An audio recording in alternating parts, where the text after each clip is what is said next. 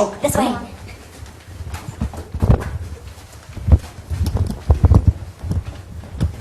Can you see me? It's a long run. This is how I stay in shape here in Sarasota. Woo-hoo.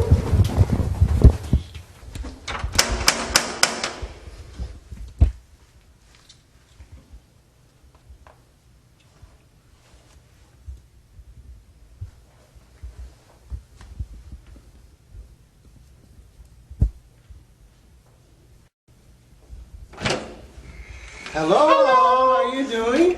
I showed up with my camera. That's okay. Is that okay? That's fine, you can come in. Here's another one of my fabulous neighbors, and I love coming to visit him. Guess what we're doing? I don't know, tell me what you're doing. We're talking to people about relationships and what it takes to make them work. Well, come on in. Do you have a minute to talk Yes, to me? I do. Come on in. Okay. I don't think he minds if I tell you that he's not. What word do you like to use? Because we don't use gay. I like to say same-sex relationships. He's a man who loves another man. Yep. Hey, that's a good way. But this is the typical man who loves another man's kitchen. It's perfect. Everything is in place.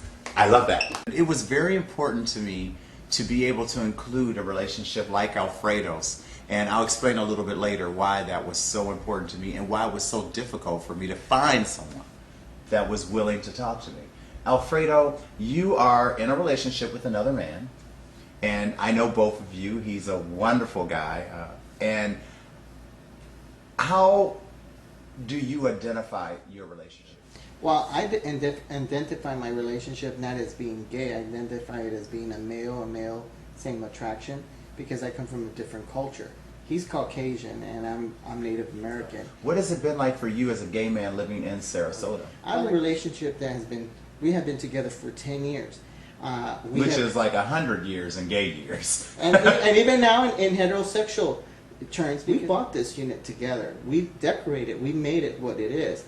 But I was always treated like a second-class citizen because even coming into the building, I was escorted into the service elevator thinking that I was a janitor, I was a cleaner, not realizing that I owned the place. I want to say that it's so important for me that my show includes everyone. I love people. I love the art of communicating with them. I love their spirits, and it doesn't matter if they are tall or short or fat or skinny or white or black, whatever it is. I just love people. Do you receive the same treatment? Do you think that other couples receive the same respect? But I think that when we go out, we know, people know that we are a couple. I'm not going to lie that, I'm not going to live a lie. To me, like I tell a lot of people who are out there who think that maybe homosexuality or whatever term they want to classify it to be an evil thing, is that for me, honesty is the best thing that you can ever have.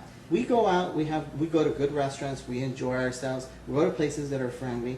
We're still careful, we don't kiss, we don't hug, we don't do things that people do. But see, that bothers me because I don't think that it's fair that straight people can walk down, they can almost have sex on the streets and nobody says anything. But if two women or two men actually just give each other a peck on the cheek or hold hands, the whole block stops.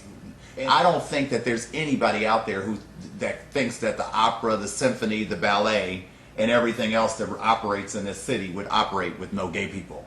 Come on now. But I could not find one person until I knocked on your door unexpectedly that was open and willing to talk about their relationship with the same-sex partner on camera, because they were all, and not because they didn't love their partner, but because they were afraid of what other people here in Sarasota would say about them. Are you guys married? No. Okay. Because the marriage thing is something that was brought by Europeans. So to me, you know, the way we do our ceremonies are not connected the same way. There's different traditions here that we talk about. Our commitment is, it's like my parents. My parents have been together for 50 years. They don't even wear a ring around their hands because they don't need to show anyone that they're married. Their commitment is eternal. But what's sad about it, like my partner, when he got injured, I wasn't allowed to go to the hospital because I wasn't part of the family. And that was kind of a concern for me. And these are problems that we face. And they do leave something, it leaves a heartache in your life, because you really, if he had died or anything had happened, I couldn't actually be part of that last moment. But I think that a lot of people need to change their belief systems. They need to change the way things are because times are changing.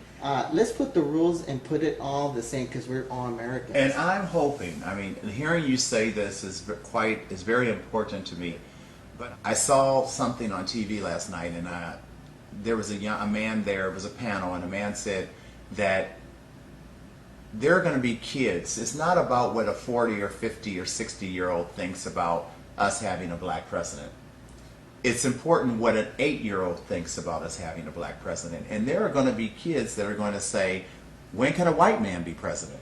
Because they've never known a time when there wasn't a black one.